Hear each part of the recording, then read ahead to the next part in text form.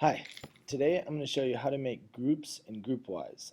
Can save you a lot of time when you're sending email to large groups of either like parents or staff as well. So first thing I'll do is go into groupwise.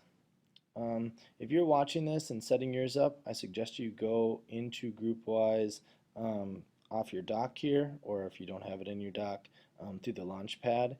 If you're going through the internet, the way you customize things looks a little different, so it might get a little confusing.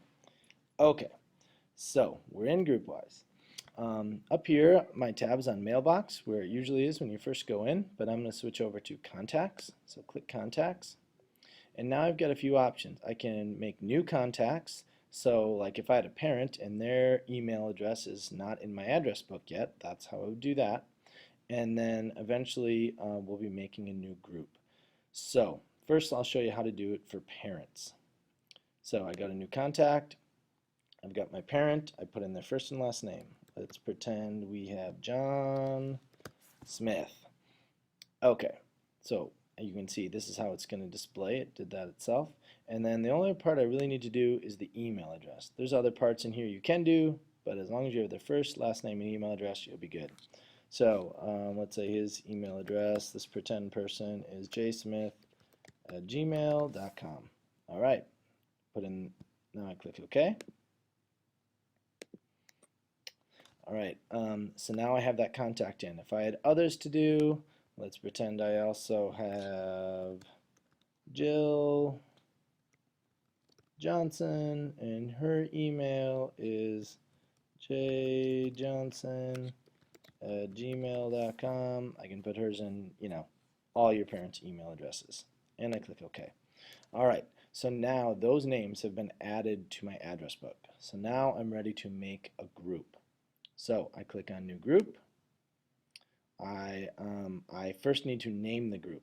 I'm making a parent group, so I'll call it that. Whatever you'll remember. I'm going to call it Parents 2013-14 in case I want to make another parent group next year. Click OK. All right. And okay. Oh, okay. Let me put that in again. So my parents 2013-14. Okay, I shouldn't have clicked OK yet. I haven't put those names in. So now I've named the group, and now I want to add my members. So I need to put the email addresses that will be connected to this name. So I click members. This opens up your address book. Okay, if it opens up in like this, your groupwise address book, you're not going to find those parent contacts in there. And here's where you'll find other teachers' contacts. Okay, but I want those parent ones I just added. So I'm going to switch it to frequent contacts. All right, now I can search those names. So one was John Smith. Oh, okay. I could scroll down, not Jeremy Smith. Ah, there's my John Smith.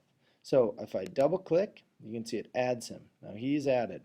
Okay, I can, and then I had another one too, Johnson. Okay, I'm down in the Johnson. Ah, there's my Jill Johnson. Okay, and as you can see, you can just keep searching and adding all the parents to this group or whatever type of group you're making. Don't forget though, you have to first make a contact for them. If there's someone I forgot, you can see right here, oh, I could click new contact and go back into here and make a contact for them as well. Alright, so now I'll pretend I've got them all in. I click OK, and now you can see it's added them here. I've got my group. So far it's just John and Jill, and it's called Parents 2013-14. Okay. There we go.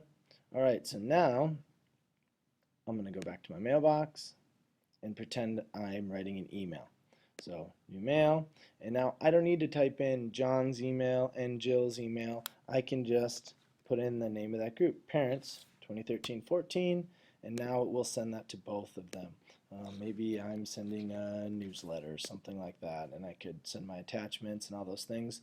So it takes a little bit of work up front, But you can see how in the long run it's going to save me time because maybe I'm going to send an email to all my 20-some parents every week, and I don't have to type in all 20-some emails each time I do that. I've made a group. So that's kind of the advantage of a group.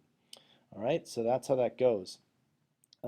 If you are just making a group, like I like to have one called first grade with all the first grade teachers and one called second grade with all the second grade teachers. You can do that too. Let me get out of here quick. Cancel this email. Okay, for that one is even a little easier. So again, I'm on mailbox. I need to go back to contacts just like before. And now I can just jump right to new group. I'll call this one first grade. All right. I click on members, and now I can get out of my frequent contacts and go back to the address book because this one is going to be teachers, so they're all in here already. So let's see. There's Senora Sierra. There she is.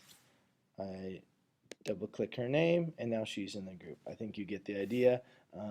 So I could look up everyone in there. I just double click their name, add them to the group. When I'm done, okay, okay, and now I've got that group too. So if I wanted to send an email to the whole team and I want to make sure I didn't forget someone, I could type in each of their addresses, or I can just start typing that one. Ooh, there's first grade. Boom. So we'll go to her. If you're ever wondering, ooh, did I get everyone in here? You can right click that and click on details, and it will show me everyone in that group. So like I had to update mine from last year, so I did this just to make sure I had gotten everyone's name in there. So that's how that's done. There's making groups and groupwise. I hope this was helpful for you.